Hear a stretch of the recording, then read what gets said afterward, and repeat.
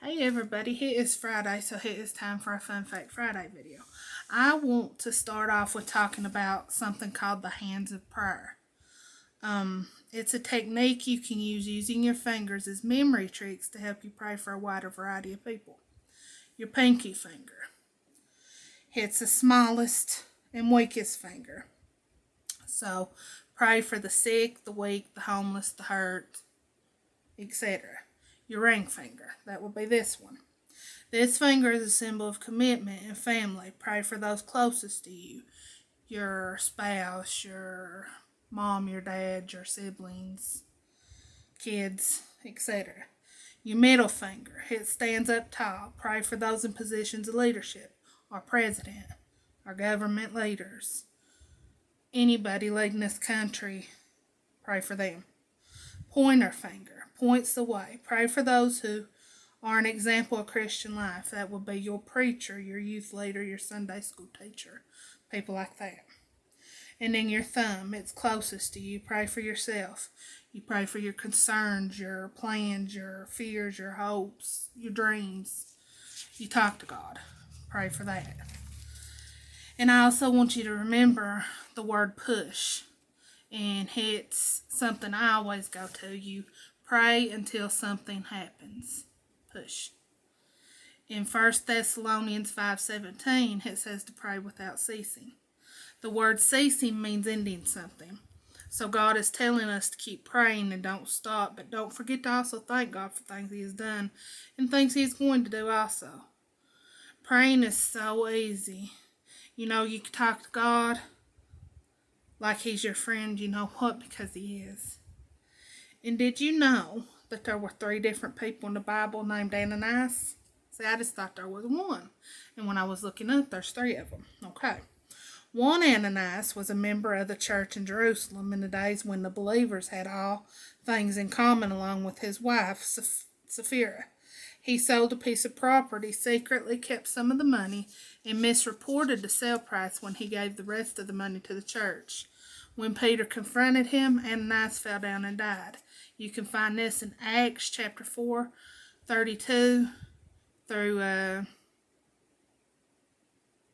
chapter 5, verse 11. And then another Ananias was a follower of Jesus in Damascus. Instructed by a vision, he sought out Paul, then still known as Saul, and helped to restore his sight. Now that was the Ananias I remembered. You can find that one in Acts chapter 9, verses 10 through 19. Okay. The third Ananias was the high priest in Jerusalem who convened a meeting of the Jewish ruling council to examine Paul after his arrest in the temple. And you can find that one in Acts chapter 23, verses 1 through 5. Now, we have been going over different trees for a few weeks now. If I ask you if you knew the first tree ever mentioned in the Bible, would you know what it was? Nobody's talking to me because you all are you're not here with me. So, the tree of life is in the Garden of Eden. You can find that in Genesis chapter 2, verse 9, and it says, out of the ground made the Lord God to grow every tree that is pleasant to the sight and good for food, the tree of life also in the midst of the garden, and the tree of knowledge of good and evil. That's the first tree ever mentioned in the Bible, the tree of life. Now, we've also been going over animals every week for a while now. If I asked you, could you tell me the first animal mentioned by name, would you know what it was? Well, if not, I'm going to tell you. In Genesis chapter 2, verse 20, cattle. The first animal Adam names is cattle. It says, and Adam gave names to all cattle, and to the fowl of the air, and to every beast of the field. But for Adam there was not found an help meet for him.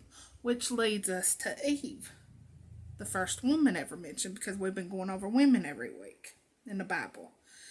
So, in Genesis chapter 2, verse 21 through 23, it says, and the Lord God caused a deep sleep to fall upon Adam, and he slept, and he took one of his ribs, and closed up the flesh instead thereof, and the rib which the Lord God had taken from man made he a woman, and brought her unto the man. And Adam said, this is now bone of my bones, and flesh of my flesh.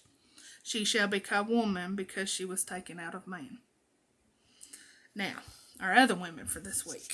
Mary and Martha. I know we've talked about Lazarus. That Mary and Martha was Lazarus' sisters. There's quite a few Marys mentioned in the Bible, and we'll go over each one of them maybe next week.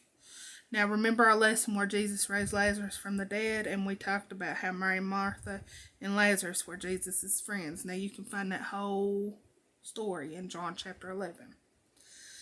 Our next woman is Jehoshaphat. She was the daughter of King Joram.